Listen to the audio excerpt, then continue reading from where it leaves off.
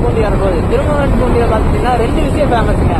ஒன்று வந்துட்டு பார்த்துட்டீங்கன்னா முருகன் கோயில், அங்கே இருக்க முருகன் கோயில். அங்கே வந்துட்டு பார்த்துட்டீங்கன்னா சிவனே வந்துட்டு அந்த ஒரு குளம் இருக்கு, ஒரு குளரோ கிணறு சம்திங் இருக்குன்னு சொல்லுவாங்க, அதில் போய் குளிச்சுட்டு வந்தாரம்மா.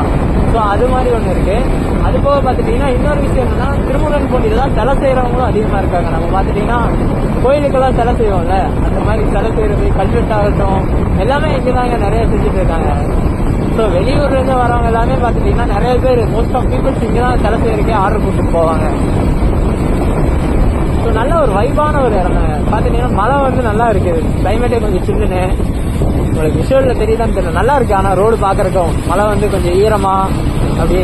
ஆஃபீஸ் முடிஞ்சு வீட்டுக்கு போகாமல் அங்கே இங்கேயே ஊர் சுற்றிட்டு இருக்கேன். வீட்டுக்கு போனால் வீட்டில் என்ன சொல்ல காத்திருக்காங்களோ.